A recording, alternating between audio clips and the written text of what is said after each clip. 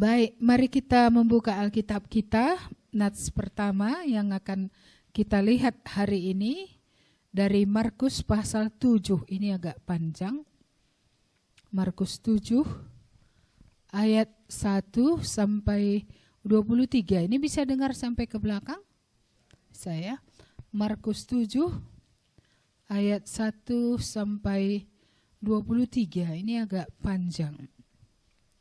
Di bawah tema pemuritan inside out, itu judulnya ya, temanya. Oke, saya bacakan. Saya harap nggak lagi membaca kalian jadi tidur karena panjangnya ya.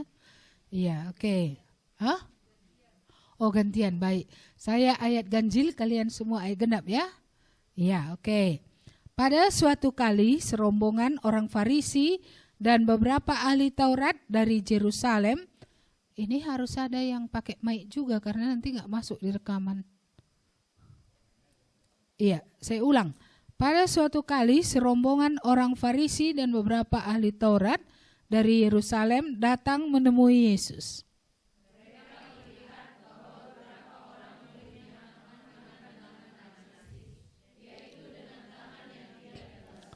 Sebab orang-orang Farisi seperti orang-orang Yahudi lainnya tidak makan kalau tidak melakukan pembasuhan tangan lebih dahulu, karena mereka berpegang pada adat istiadat nenek moyang mereka.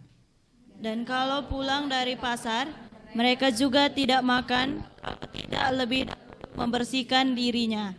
Banyak warisan lain lagi yang mereka pegang, umpamanya cuci cawan, kakas tembaga. Karena itu orang-orang Farisi dan ahli-ahli Taurat itu bertanya kepadanya, "Mengapa murid-muridmu tidak hidup menurut adat istiadat nenek moyang kita, tetapi makan dengan tangan najis?"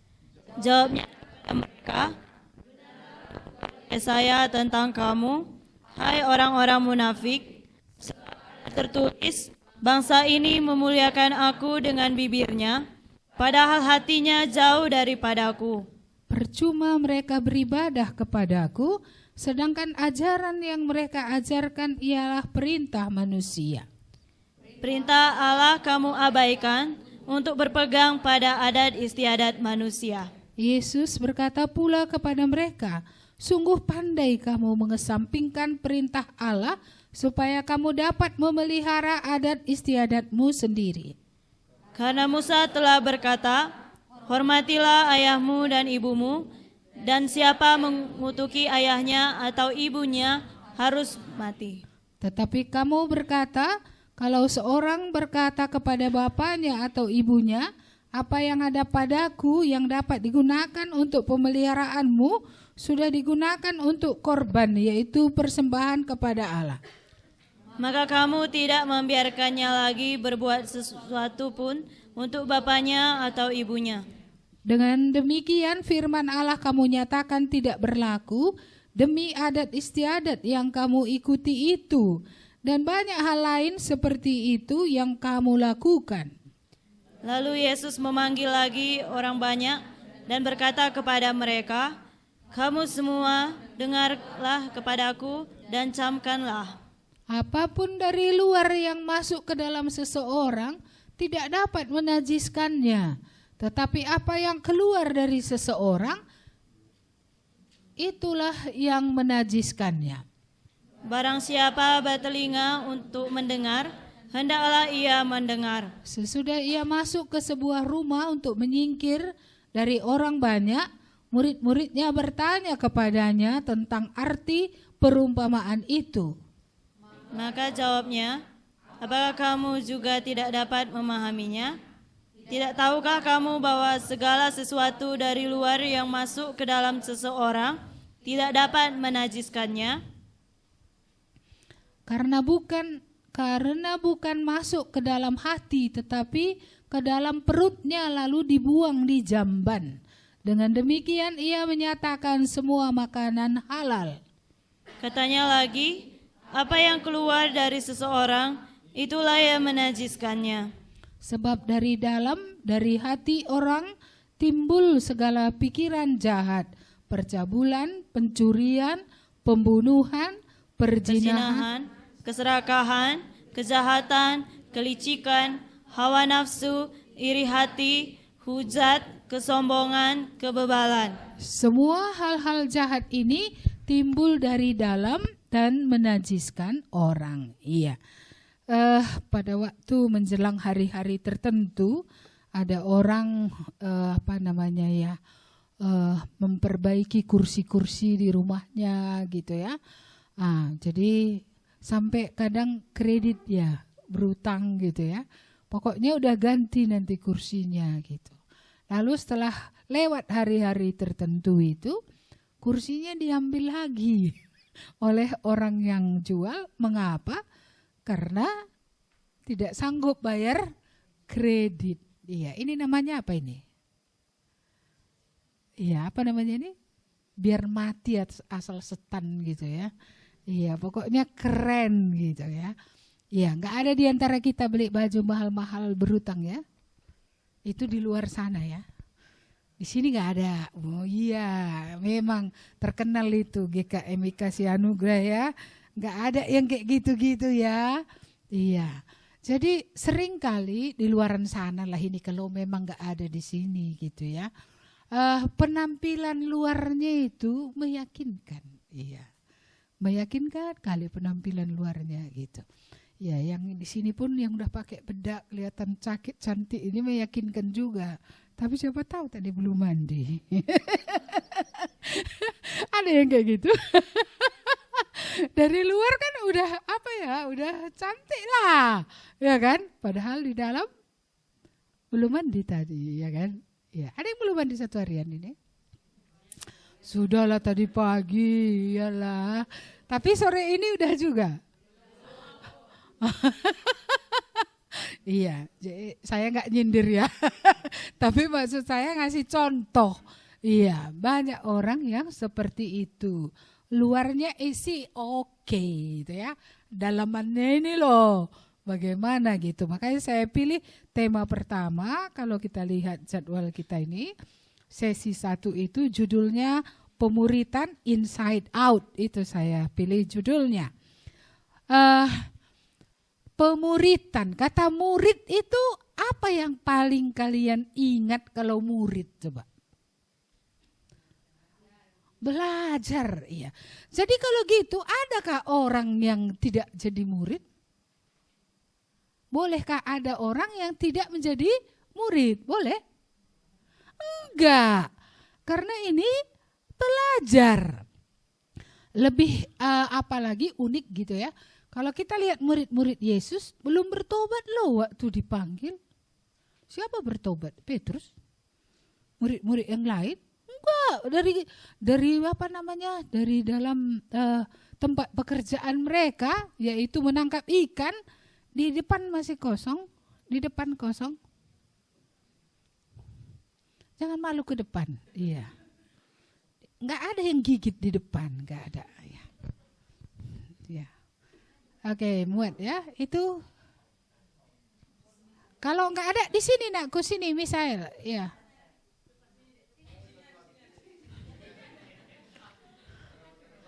Iya, terpaksa berhenti kita dulu ini. Iya, jadi di mana tadi? Aku kok udah lupa. Apa tadi? Oh, murid. Murid itu tadi ciri khasnya adalah belajar. Kalau kita lihat murid-murid Tuhan Yesus, jangan berkipas supaya jangan tambah panas. Kalau lihat murid-murid Tuhan Yesus, itu belum mengenal Tuhan pun waktu itu. Justru bersama-sama dengan Tuhan, belajar dari Tuhan, menghasilkan di dalam diri mereka iman. Baru kemudian mereka menjadi percaya. Dan setiap orang percaya kan harus belajar lagi lebih jauh lagi. Karena pengenalan akan Tuhan ini kapan tamatnya? Kapan tamat? Iya, kalau ada buku tertentu bisa saja sejarah Indonesia gitu ya. Kita bisa tamat itu. Tapi pengenalan akan Tuhan ya, isi hati Tuhan kapan tamatnya? Kayaknya gak tamat-tamat kita sampai pulang ke rumah Bapak ya kan. Ya kalau udah di sana udah tamat lah. Karena di sana segala pengetahuan sudah sempurna, pengenalan akan Allah sempurna. Kalau di sini sejauh yang kita pelajari, sejauh itu yang kita dapat, sejauh itulah yang sudah kita kenal, kita mengerti, kita hidupi. Seperti itu ya. Iya, jadi jangan alergi dengan kata murid. Iya, tapi tadi nggak enak. Pemuritan remaja, pemuda. Iya, waktu di gereja saya sih mengumumkan supaya semua yang muda-muda, berjiwa muda, orang tua muda. Iya, ini Bapak Abi ini udah tua pun ikut dia. Iya kan? Iya, ikut dia. Bukan terpaksa ini loh. Iya, karena jiwanya masih muda. Badannya aja yang tua, worn out gitu ya. Iya, tapi kalau semangatnya gitu ya. Tadi pun udah nyangkul dia bikin jalan untuk Ibu? Ku dengar juga dia ngomong sama orang yang di sini itu gitu. Nah, jadi kan masih ada semangatnya, udah tua-tua pun dia kayak gitu. Untuk menceritakan tentang Tuhan supaya orang mengenal Tuhan. Jadi jangan alergi ya dengar kata murid. Oh, murid suci kali. Oh, kayak mana kayak petapa gitu kali ya. Apakah kalian identikkan murid dengan seorang petapa yang menyendiri, yang holy sehingga nggak bergaul dengan siapa-siapa? Nah, inilah konsep yang salah. Karena murid tadi belajar. Setiap anak yang baru lahir kalau nggak belajar mau jadi apa coba? Maka mereka kan belajar. Iya, berjalan aja belajar. Emang anak-anak yang baru lari dia langsung kan? Ada. Iya kan? Belajar. Ya, kenapa anak bayi itu ketika lahir nangis? Belajar bernapas dia, karena dulunya dia kan bernapas di dalam rahim ibunya.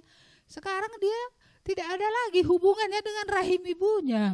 Jadi pernapasannya ini kan masih baru mulai belajar berfungsi dengan baik.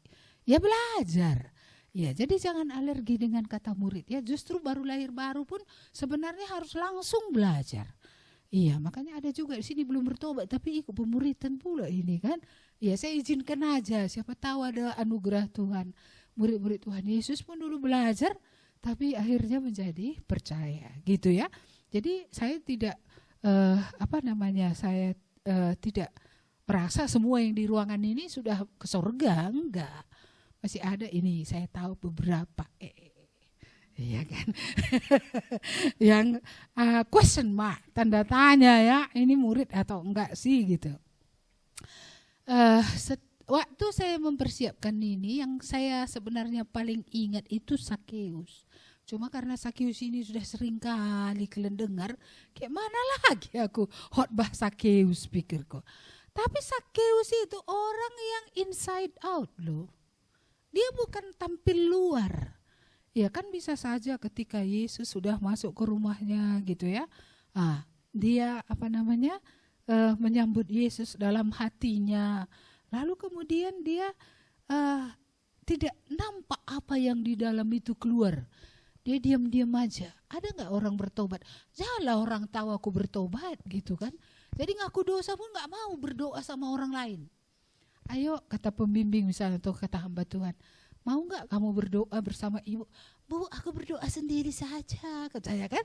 Iya, kan ada juga orang begitu. Aku mau berdoa sendiri saja. Ini kira-kira, kayak mana ini kira-kira? Menurut kalian orang yang seperti ini memang betul-betul memang dia mau bergumul sendiri? Atau there is something inside yang dia tidak mau orang tahu? Kalian tahu sejarah saya bertobat? Saya dulu ketika mengambil keputusan, saya sombong. Ya, saya tidak ingin orang lain tahu bagaimana saya sebenarnya gitu. Saya sebelum bertobat selalu ingin orang lain memiliki kesan saya ini baik gitu. Senang saya kalau dibilang baik, jempol. Kalian juga senang ya kalau dibilang jempol ya. Kalau gini enggak ya? Iya, ini baru senang gitu. Seperti itu saya dulu. Jadi waktu saya jelas-jelas sudah mengerti firman Tuhan itu, ya tetap juga tidak ingin saya ada orang lain tahu siapa saya. Biarlah saya saja dengan Tuhan. Rohani kan? Rohani enggak? Rohani. Tapi dengan saya berdoa sendiri, saya tidak membuka diri kepada orang, saya sebenarnya mempertahankan kesombongan itu. Iya. Jadi akhirnya saya lakukan satu-satu dosa, semua selesai dosa, tapi kok saya nggak merasa plong gitu. Iya, akhirnya Tuhan bicara, iya kepada saya.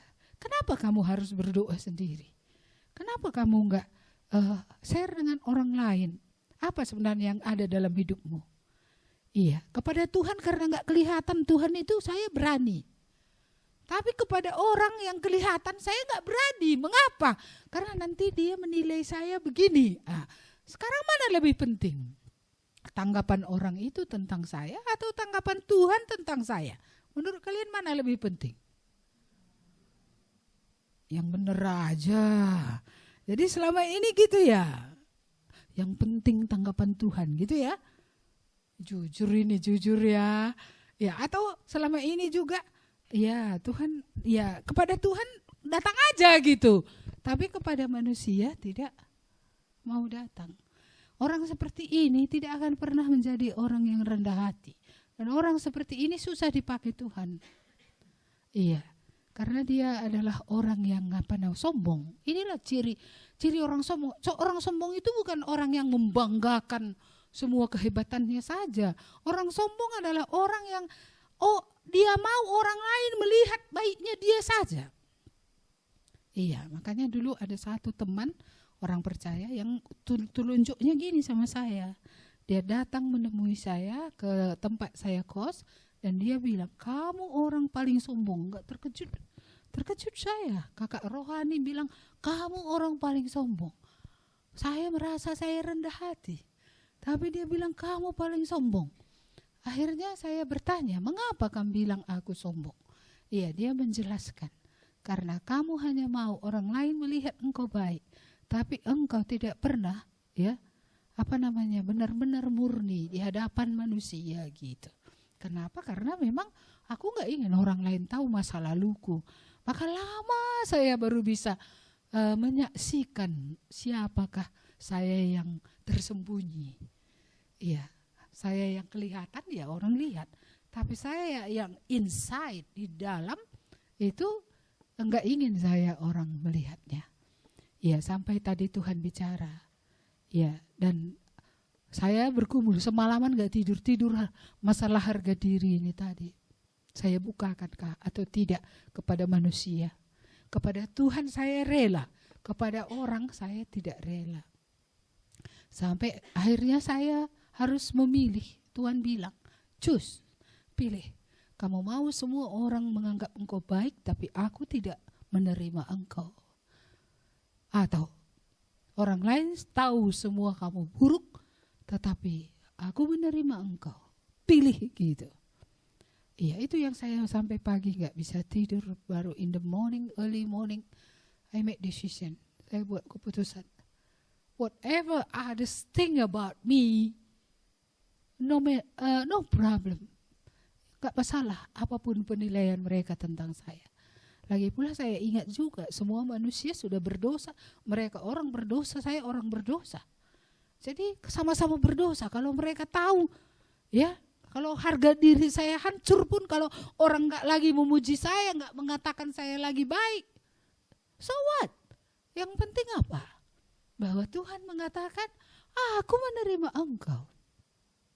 Saya tak tahu apa di antara kita ada yang harus membuat pilihan seperti itu. Ya, bahwa di mata orang bisa saja ya kan. Kita tidak dihargai. Orang mungkin juga mencibir. Tapi ternyata setelah saya bawakan hal ini kepada seseorang. Ya saya ngomong dengan seseorang waktu itu. Lalu di situ kami berdua berhadapan.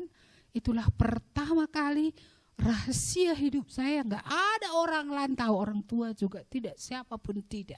Tapi kepada dialah saya beritahu itu.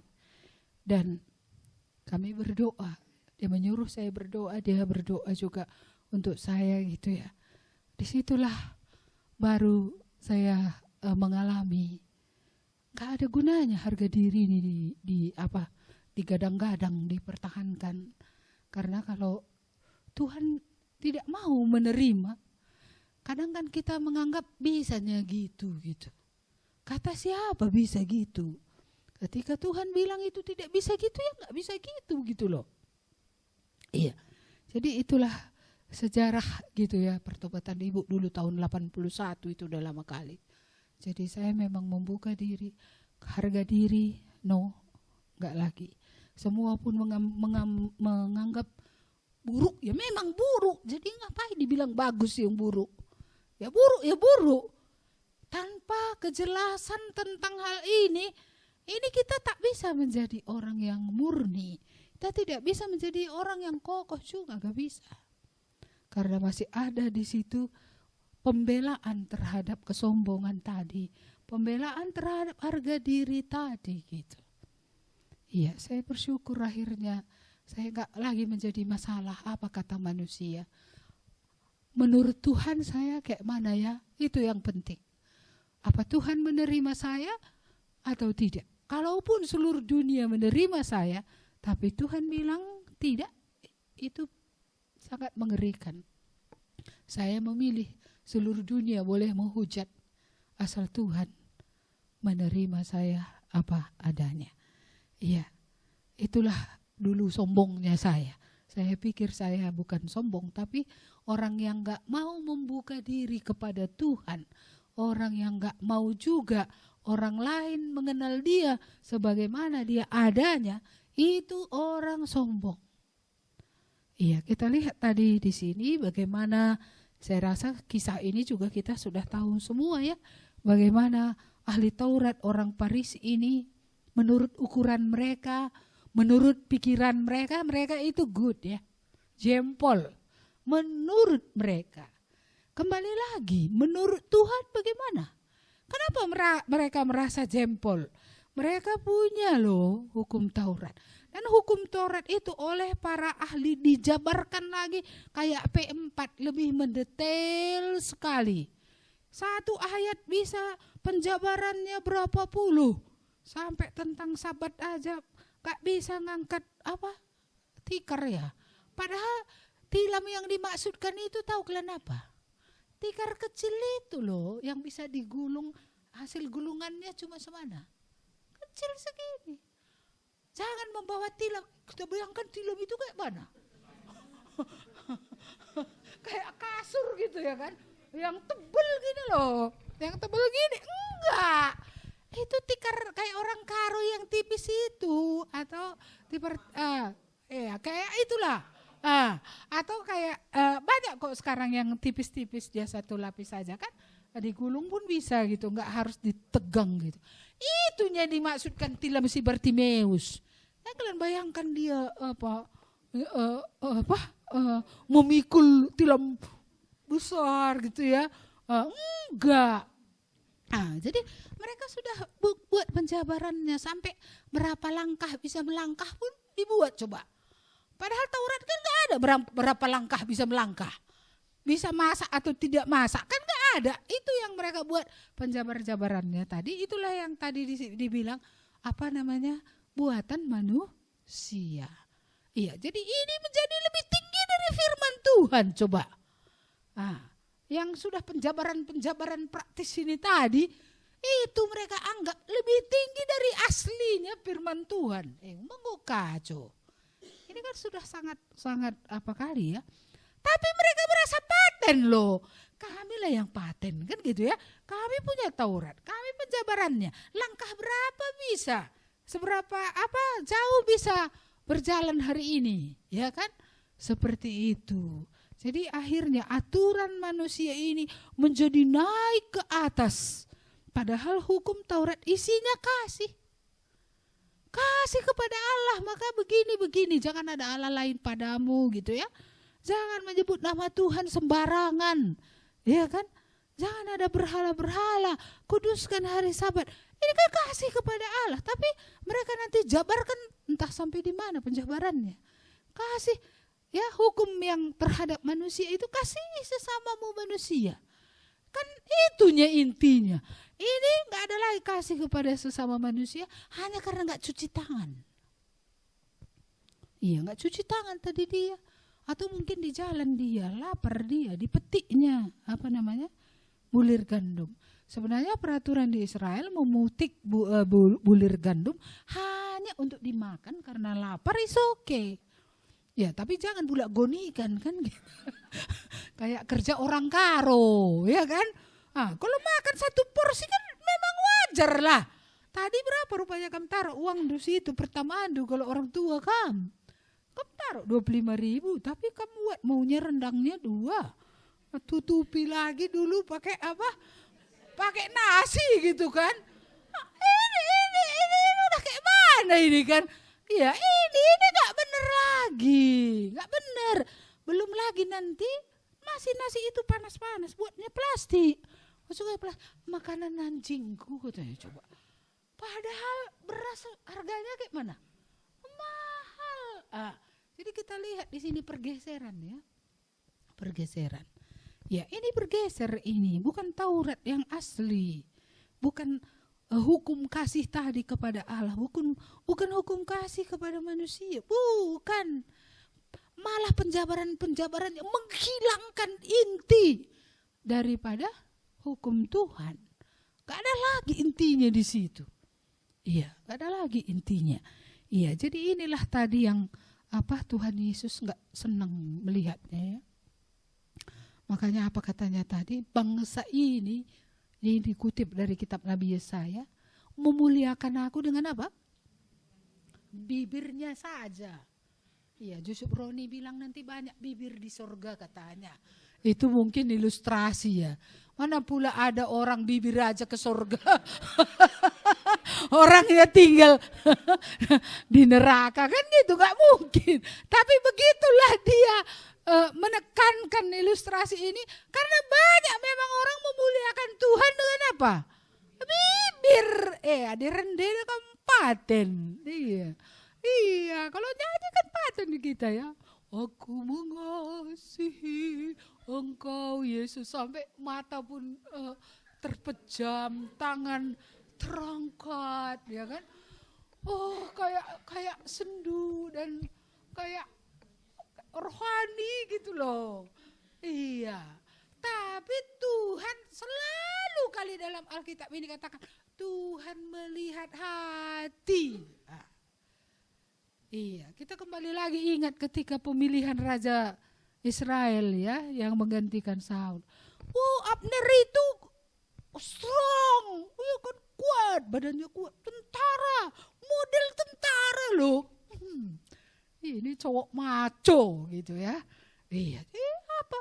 Ini cocok jadi raja. Iya, bahkan Nabi Samuel saja berpikir ini layak gitu loh. Tapi dia kan orang percaya. Dia tanya Tuhan. Tuhan inikah katanya? No, kata Tuhan. Coba. Keren-keren ditolak Tuhan. No, kata Tuhan. Datang lagi yang kedua kan gitu ya. Itu pun keren juga. Udah cocok lah kalau potongannya gitu. Jahitannya pun cocok gitu ya kan. Jahitannya pun cocok. Ini jadi raja gitu. Kembali Nabi Samuel bertanya, Tuhan, ya apakah yang ini gitu. Tuhan bilang, no this one. Sampai semua anak Isai, Tuhan bilang apa? No, semua yang dianggap oleh Isai sendiri mungkin ini yang cocok-cocok. Karena ini anaknya yang secara fisik gitu ya, paten gitu ya. Ada satu lagi, kok gak diundang coba? Kalau dia diperhitungkan, Daud diperhitungkan, dia pasti diundang. Tapi nobody counted him, gak ada yang hitung dia. Bapaknya pun enggak. Anak lain semua berjejer di situ. Anak yang ini biarin aja ngembalakan kambing ternak yang 2-3 ekor itu katanya. Entah berapa ekor kambingnya kok gak tahu lah. Tapi dia tidak dipanggil, tidak dihadirkan. Coba kalau kita itu coba. Lah ingat kalah. Ataupun tadi ingat pun tidak diperhitungkan. Ini tak terperhitungkan ini gitu ya. Ya, tapi apa kata Samuel? Bukan ini semua kata Tuhan. Ada lagi anakmu yang lain.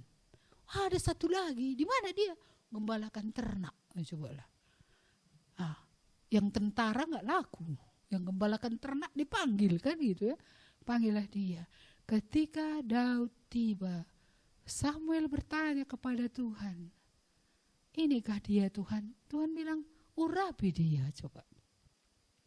Urapi dia, urapi kepalanya dengan minyak. Itu lambang daripada pemilihan Tuhan pada perjanjian lama. Iya, dia diurapi, padahal umurnya pun mungkin masih 14-15 tahun pada waktu itu. Tapi mengapa Tuhan memilih dia? His heart, itu kuncinya. Hati Daud itu kepada siapa? Kepada Tuhan.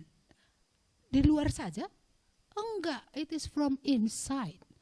Itu dari dalam memancar keluar. Sehingga menghadapi singa pun dia pakai Tuhan coba. Orang kan biasanya menghadapi singa pakai apa? Ya pakai palu-palu lah. Kalau sekarang ini pakai senapan kan gitu ya kan? Iya, tapi Daud pakai apa?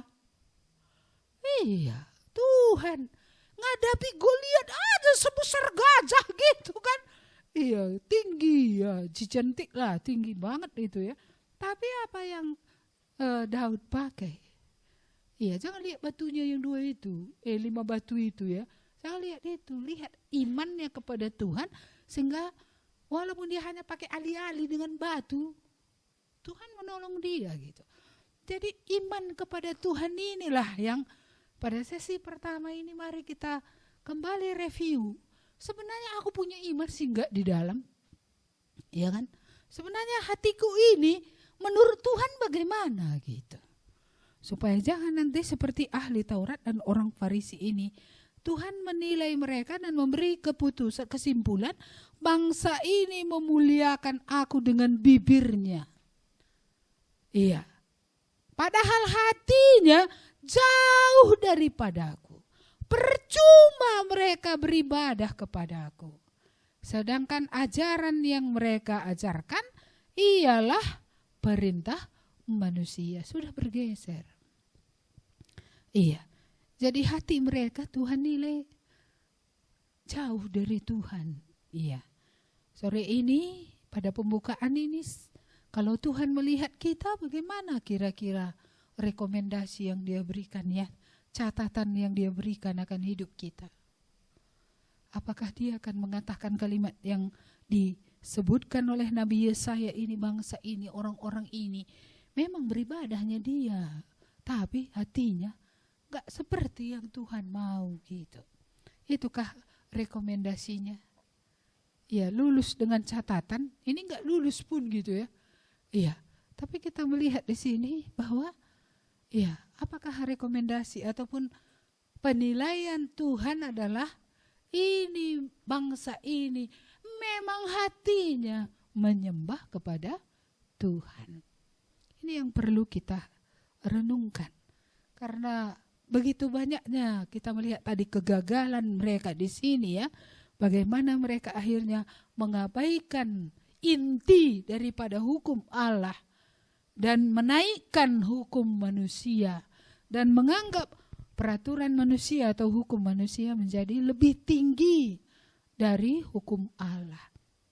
Iya, bahkan tadi ada pula tadi yang dia memelihara adat istiadat ya, menjadi lebih tinggi adat istiadat ini daripada firman Tuhan gitu. Iya, bahkan ada orang oleh karena sudah memberi persembahan kepada Tuhan, dia merasa tidak lagi harus bertanggung jawab terhadap orang tuanya. Iya. Padahal ada bagian Tuhan, ada bagian orang tua dong. Iya, karena mereka adalah orang tua kita. Ketika kita kecil sampai besar, mereka berjuang untuk kita.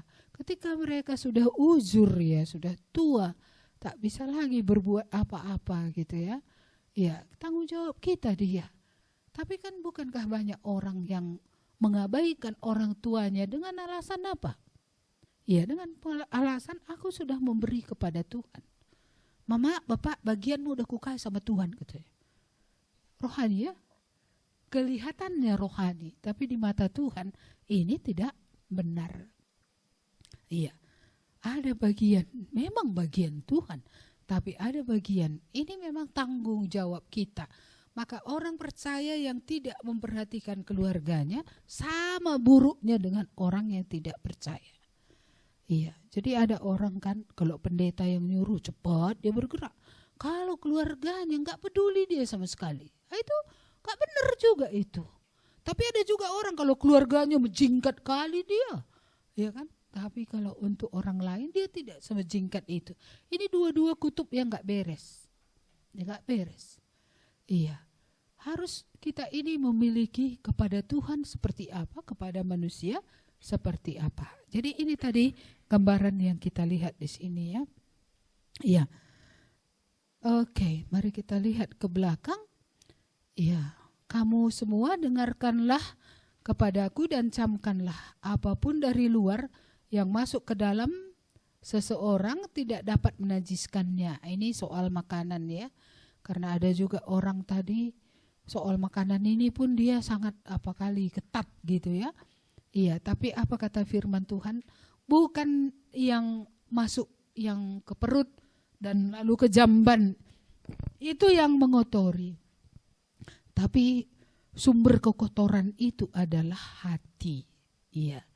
Dikatakan tadi pada ayat 20, katanya lagi apa yang keluar dari seseorang itulah yang menajiskannya.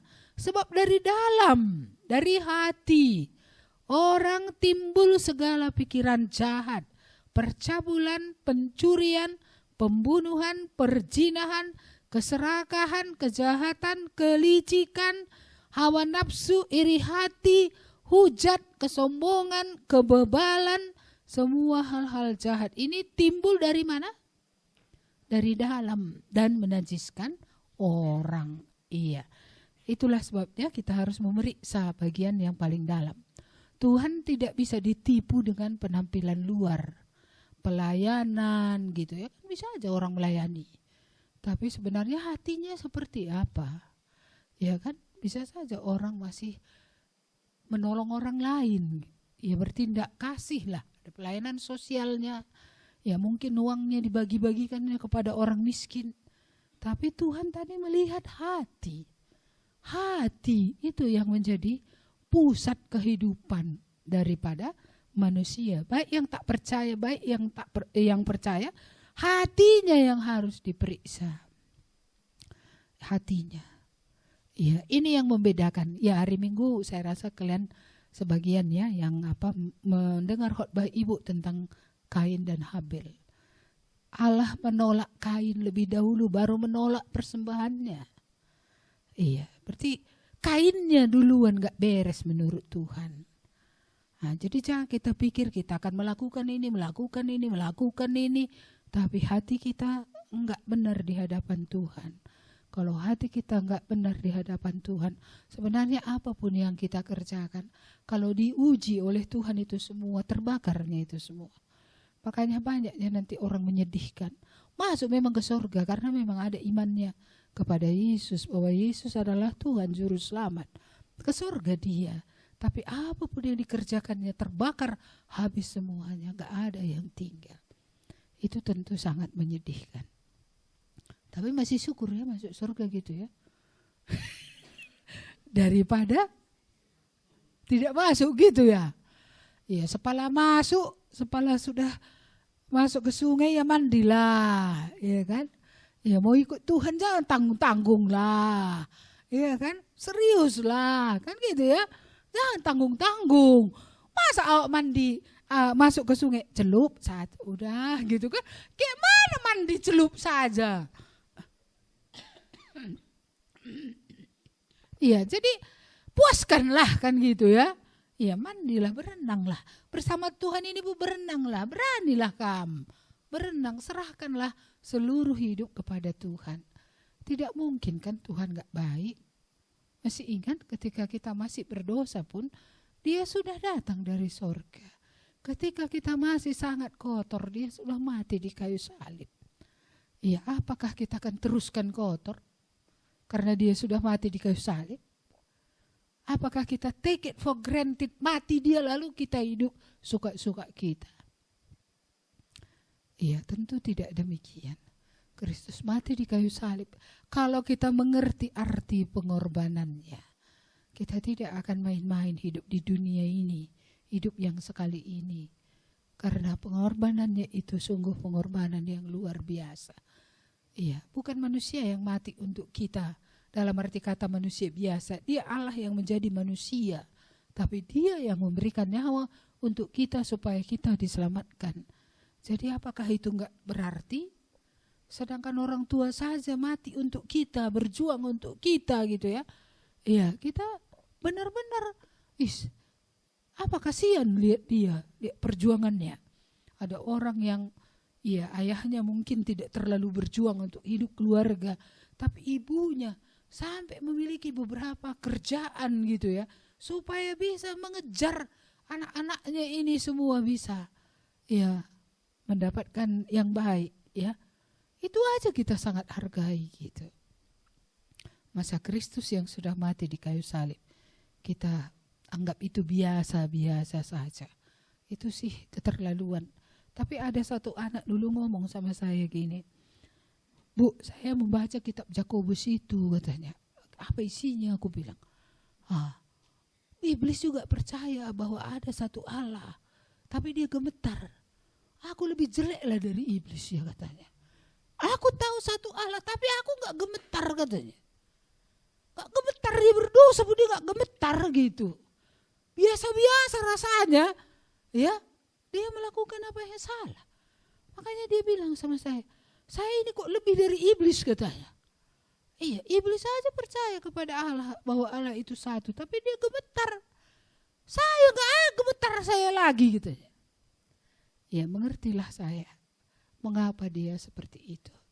Orang yang pernah mengecap kasih karunia Allah, diperingatkan, berkeras, itu memang lama-lama bisa menjadi seperti itu. Bahasa karona lanai meger bege. Tahu lah meger ya. Enggak lagi tersentuh hatinya gitu. Dia merasa itu biasa saja, it's a common thing gitu. Itu biasa saja. Padahal siapa bilang itu biasa saja? Iya, makanya saya bilang sekali itu sama dia, kau kurasa harus retreat kau dulu, aku bilang. Retreat itu maksudnya re itu kan kembali, treat itu apa? Iya, apa? Iya, pokoknya begitulah. Iya, di apa namanya, di treat, diperlakukan secara baru lagi lah oleh Tuhan gitu ya. Sehingga kau bisa kembali, saya bilang. Coba kau jujur, apa kau mendengarkan Tuhan bicara? Awalnya memang iya gitu. Kenapa kemudian tidak lagi? Ya, karena ada yang mengecewakan terjadi dalam hidupnya. Nah, inilah anak-anak yang tidak disiapkan di tengah keluarga, bahwa hidup ini akan menghadapi banyak kekecewaan.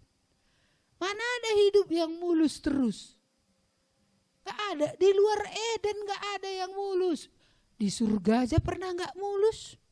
Ketika malaikat berontak kepada Allah, itu mulus atau enggak itu? Iya, itu aja. Ketika malaikat memberontak kepada Allah, lalu sebelum Allah menghukum itu kan kacau itu. Tapi akhirnya Tuhan melemparkan mereka. Malaikat-malaikat yang jahat itu, barulah aman surga kan gitu ya. Baru aman. Jadi kalau kita lihat di situ ya, di mana tempat yang aman di bumi kalau gitu? Di surga lah. Itu pun setelah malaikat dikeluarkan dan dibuang ke bumi. Iya, jadi begitu ya. Kembali kita ke tema kita ini tadi. Apakah kita seorang yang belajar di hadapan Tuhan? Dan karena ini inside out, jangan hanya lihat outnya aja. Kita lihat harus dari inside, hatinya. Bagaimana sebenarnya hati orang itu menurut tetangga? Bukan. Menurut siapa? Menurut Tuhan. Karena bisa saja menurut orang ini baik. Menurut saudara baik. Tapi menurut Tuhan ini kayak mana?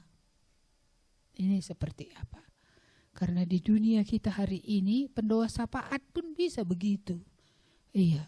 Karena ada orang kuliah berdoa sapaat di ke rumah sakit. Ujung-ujungnya apa? Hah?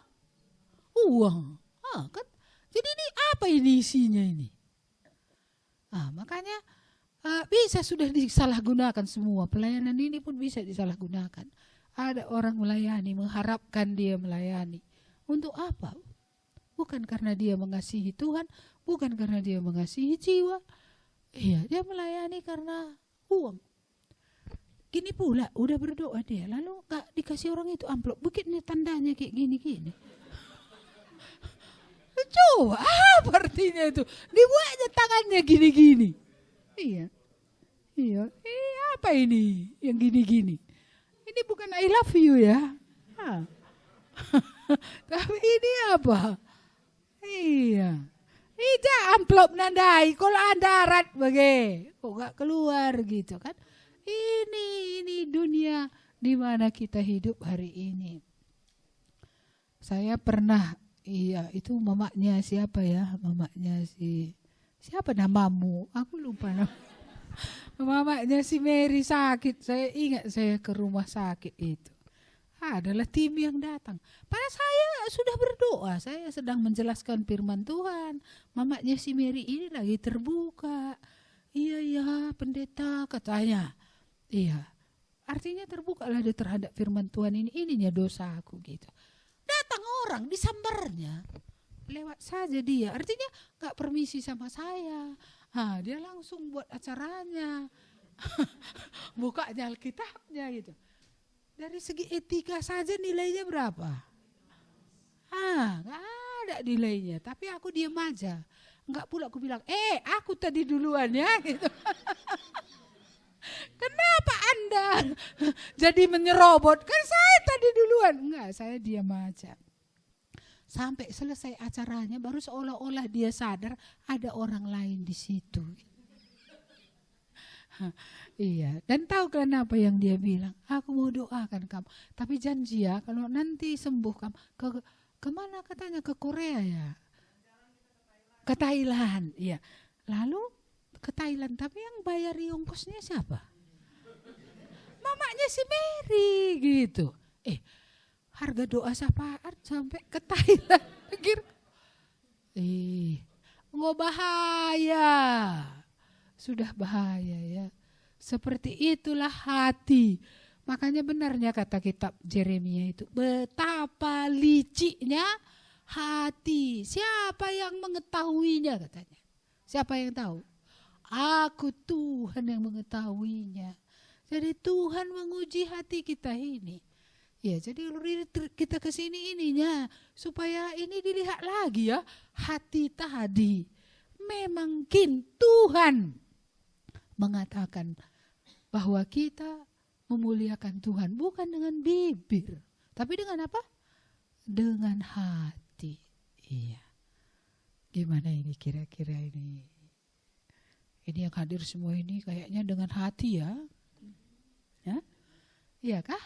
Atau masih di bibir saja, atau setengah hatinya ke Tuhan, setengah hatinya ke keserakahan kepada dunia. Gak laku, Tuhan gak mau. Makanya mengejutkannya nanti kupikir ketika tiba hari Tuhan. Mengapa mengejutkan? Menurut orang dia cocok udah ke surga itu gitu. Nggak cocok kali. Ya udah lama ngambil keputusan gitu ya kan. Ini tadi 5 tahun ya, ada di sini udah 7 tahun ya, ada 10 tahun. Ada kalau udah bertobat 10 tahun, ada juga, ada yang bertobat 15, ada yang 25, 25? Wah udah 1/4 abad ya, iya. Iya, jadi kira-kira kalau 25 tahun penilaian Tuhan kayak mana ya? Penilaian Tuhan bagaimana? Saya teringat dengan kota Efesus yang dulu primadona daripada kekristenan. Iya, mereka mengasihi Tuhan di atas apapun juga. Mereka dari latar belakang kuasa gelap. Tapi mereka menjadi bintang yang bersinar. hidup mereka, kesaksian hidup mereka semuanya memancar. Iya, tapi kalau hari ini kita ke Turki, kota Efesus itu tinggal puing-puing. Mengapa bisa seperti itu? Kalau kita kembali ke kitab Wahyu itu, kepada surat kepada gereja-gereja, ada teguran Tuhan kepada jemaat di Efesus itu. Mereka mengerti firman Tuhan. Mereka tahu doktrin yang benar. Ya, mereka masih giat. Tapi satu yang hilang. Apa itu? Mengasihi Tuhan. Kasih yang mula-mula. It is not there anymore. Gak ada lagi kasih. Bukan kasih kepada Tuhan yang menggerakkan lagi jemaat yang berpengetahuan banyak ini. Yang doktrinnya masih mantap. Yang kegiatan rohaninya masih jalan. Tetapi apa yang menggerakkan mereka? Ya, bukan lagi kasih yang menggerakkan. Makanya di situ dibilang, kembalilah engkau kepada kasihmu yang mula-mula. Kalau mereka tidak kembali, apa jadinya? Hancur. Allah tidak mau ya kita giat, kita aktif, kita seperti rajin, ya masih baca Alkitab, masih kasih perpuluhan juga bagi yang mudah bekerja dan yang dari anak sekolah mungkin dari uang jajannya. Tapi the most important one is not there anymore. Yang terpenting tidak di situ lagi. Love. Kasih Allah yang sudah mengasihi mereka lebih dahulu. Kasih itu lost. Tidak ada lagi kasih. Semua legalis saja, pengetahuan saja, legalis saja. Sudah merupakan rutinitas. Bukan lagi kasih yang menggerakkan. Jadi hari ini mari kita pikirkan ini. Tuhan mau kita kembali kepada kasih yang mula-mula. Tuhan mau kita mengasihi Dia dengan segenap hati kita. Dan biarlah itu yang menggerakkan kita. Untuk apapun. Apakah kita melakukan segala sesuatu karena kasih kepada Tuhan? Apakah kita ke gereja karena kasih kepada Tuhan? Apakah kita beribadah tadi ya karena kasih kepada Tuhan? Apakah kita berbuat baik kepada orang lain karena kasih kepada Tuhan? Apakah kita memainkan musik yang main musik karena kasih kepada Tuhan? Apa jadi MC karena kasih kepada Tuhan? Apa kami pengkhotbah ini khotbah karena kasih kepada Tuhan? Orang yang melayani, apa melayani karena kasih kepada Tuhan? Apa penilaian Tuhan tentang hati kita? Iya. Kalau boleh kita diterangi oleh Roh Tuhan, apa menurut Tuhan hati kita ini? Bagaimana menurut Tuhan? Tuhan tidak mau kulit luar tadi. Maka tadi saya senang dengan Sakeus itu. Dia bukan pertobatan yang dangkal. Dia adalah pertobatan yang dalam. Dari mana kita tahu dalam gitu ya? Apakah itu inside out? Dari mana kita tahu? Iya, karena pembalikan hidupnya. Dulu sangat cinta uang. Tetangga pun dikompas. Dinaikkan pajaknya kan gitu ya. Dia mendapat keuntungan dari setiap orang. Iya, dari tetangga-tetangganya, dari bangsanya. Iya, tapi mengapa dia tiba-tiba mau jadi miskin? Atau enggak jadi miskin juga kali ya. Tapi kalau setengah dari hartanya dibagi-bagikannya kepada orang miskin, kan sudah setengah hilang. Dan kalau ada orang ditipunya, dibalikkannya 4 kali lipat. Itu kan berarti modalnya ditambah dengan bunga-bunganya karena sudah lama kali. Ya kan? Ini kan luar biasa ini. Dibalikkannya. Itu semua. Saya selama hidup ini baru satu saya lihat orang mengembalikan hutangnya. Coba macam mana itu? Iya. Murid saya di Kuala dulu. Saya pernah cerita ya. Dia asal makan di kedai SMA, sekolah. Di kantin. Nembak dia sebagian. Kalau ngambil 5 kue, nanti dibayarnya 3 atau 2. 2 lagi, tembak. Kelas 1 SMA mulai gitu, kalau tiap hari gitu, udah berapa goreng itu? Udah berapa apa yang kalian suka campur sayur-sayur itu?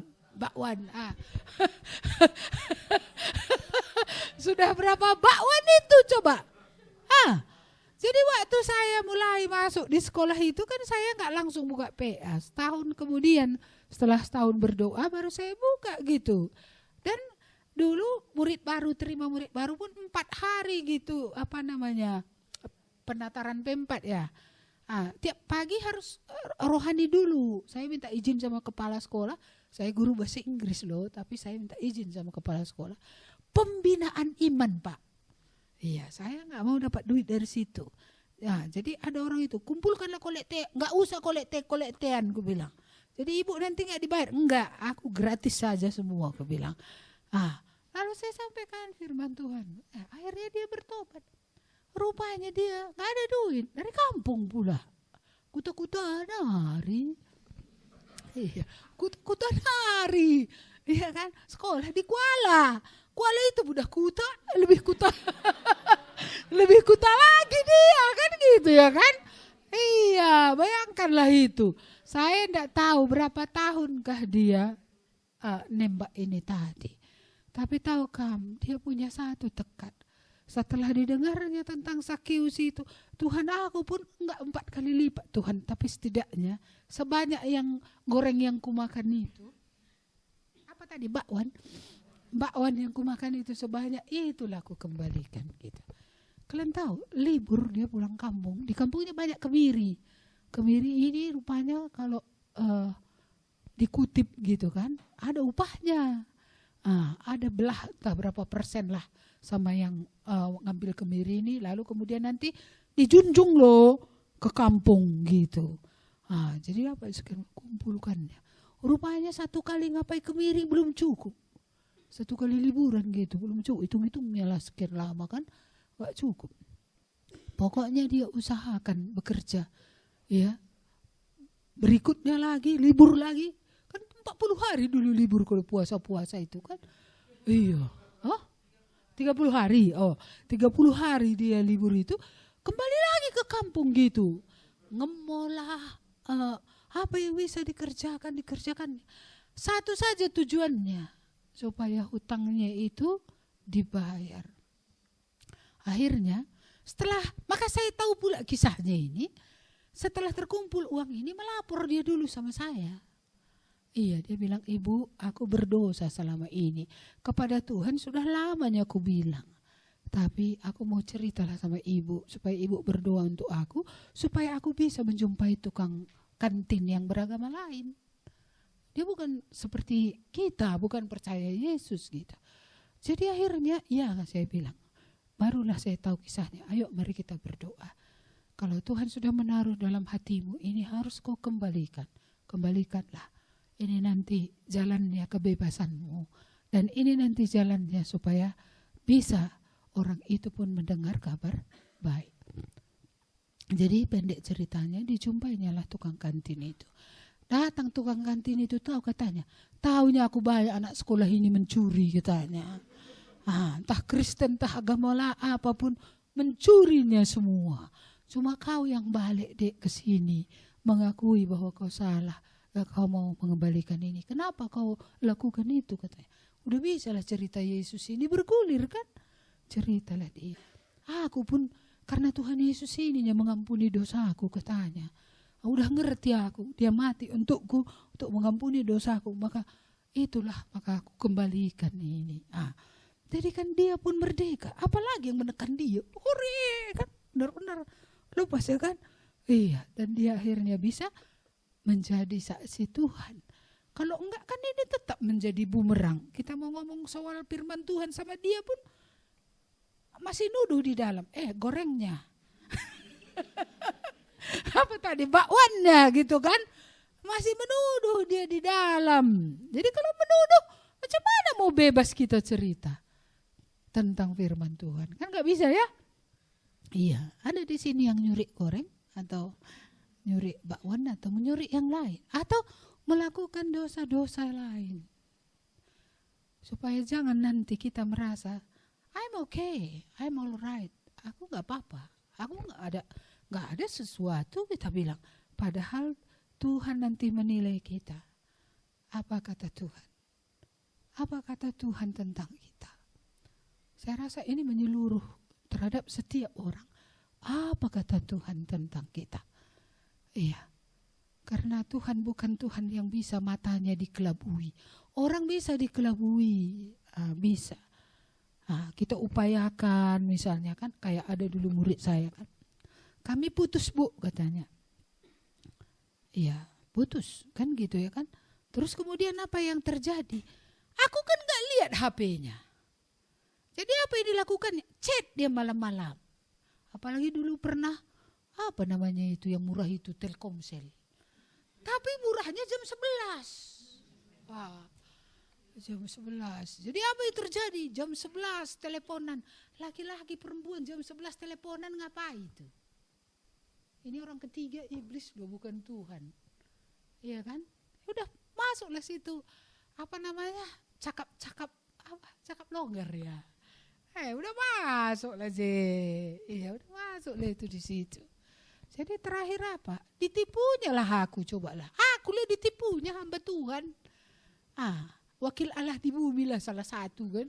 Dari antara begitu banyak gitu kan. Bayangkan. Ya, jadi terakhir apa yang terjadi? Ya, sedih juga saya melihat hidup mereka karena sampai kesadaran bahwa apa yang mereka lakukan itu salah. Kalau itu belum ada, apakah kita bisa berjalan terus? Seibarat kapal tadi dengan membawa semua tali-tali jangkar yang masih melekat ke pelabuhan. Nggak bisa. Sejauh apalah kapal bisa berlayar kalau talinya masih terikat. Tapi dia bilang, aku bebas katanya. Padahal dia terikat. Dia tidak jujur. Ini kan memasukkan orang ke dalam pencobaan kalau chatting-chatting pribadi seperti itu. Kalau kita bukan memiliki hubungan yang istimewa, tentu kita kan gak perlu pribadi gitu ya. Iya kan? Bergaul, berteman itu kan di dalam kelompok. Saya senang beberapa yang sudah menikah kayak Bram gitu ya. Kayak Paulus, Firdaus gitu ya. Mereka pacarannya itu bukan pacaran personal gitu loh. Mereka itu umum gitu. Jadi kita tahu, PA pun di samping gereja. Iya kan? Bapak Abi ini gue ingat PA di samping gereja sama Mama Abi. Nyanyi orang itu di situ. Di kamarku di sini, di sebelah sini. Apanya?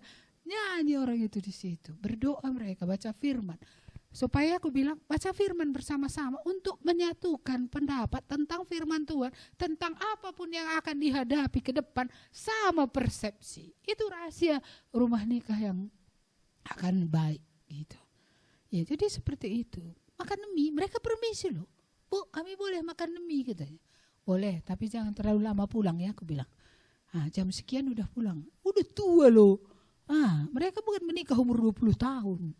Tapi mereka mau terang hidupnya, beres gitu. Iya, jadi jam 10 udah pulang ya. Ya, jangan jalan-jalan kemana-mana lagi, aku bilang. Nggak jalan dia kemana-mana. Kulihatlah di situ. Benarlah orang ini dituntun Tuhan, pikirku. Dan benarlah mereka mencari wajah Tuhan untuk bagaimana memang yang benar gitu. Iya, dan Tuhan memberkati. Ya kalau pikir-pikir kan ini asam di gunung kan. Ikan di laut bertemu dalam kuali. Soalnya satu dari timur-timur, satu dari Karo. Iya kan? Iya, dan ini tidak memandang ras. Iya kan? Satu black kali kan gitu ya. Satu lagi blacknya sedikit gitu. Iya, dan kalau dari segi ekonomi, ya jauh lah bapak si Yanti lebih kaya daripada si Bram. Bapaknya memang kaya juga, tapi kan bapaknya bukan dia. Jangan bangga kalau bapak kita yang kaya ya, kalau kita enggak kaya. Iya, itu namanya dompleng. Numpang kekayaan orang tua, merasa jadinya hebat gitu ya.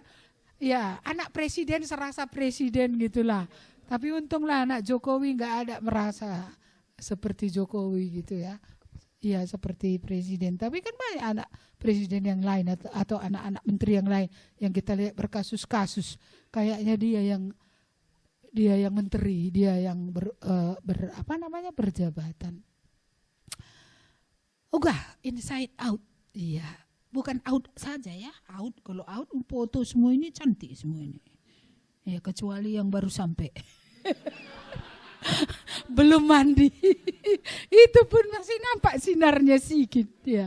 Enggak banyak gitu ya. Iya, jadi bagaimananya hati kita di dalam. Iya. Saya harap nanti ada yang bersaksi ya, gininya hatiku gitu ya. Iya, ingat orang sombong enggak membuka diri ya. Dia hanya terbuka kepada Allah yang tidak kelihatan. Tapi dia tidak mau dikenal orang sebagaimana dia ada. Sebenarnya kalau kupikir-pikirkan, kalau kita nggak pernah terbuka terhadap orang, berarti kita kan nggak ada doa orang lain tentang kita. Dukungan orang lain dalam kelemahan kita. Itu yang kehilangan dalam persekutuan orang percaya. Kalau kita ini semua merasa bahwa semua oke gitu. Justru dengan kita terbukalah sebenarnya bisa ya didukung, bisa ditolong juga, bisa dinasehati juga. Kalau kita nggak mekeng, iya kita bisa dinasehati. Ya karena kalau kita dinasehati kan itu masih kasih orang kepada kita. Saya selalu merasa kalau dinasehati itu masih dikasih. Kalau dibiarkan itu yang, ya menurut saya nggak terlalu kasih lah. Jadi harusnya juga ada nasihat. Iya. Baik, saya rasa itu untuk sesi pertama ini. Mari kita coba renungkan ini tadi. Saya kasih kalian waktu berdoa masing-masing mungkin untuk melihat hatinya. Apakah hatinya memang inside-nya bagus. Jangan luarnya saja yang bagus. Tapi dalamnya juga bagus ya. Dan bagus bukan tadi menurut ukuran manusia, tapi itu menurut penilaian Tuhan. Iya. Jadi kita selidikilah akan daku sambil setelah itu nanti masing-masing boleh berdoa sebelum Ibu tutup nanti dengan doa.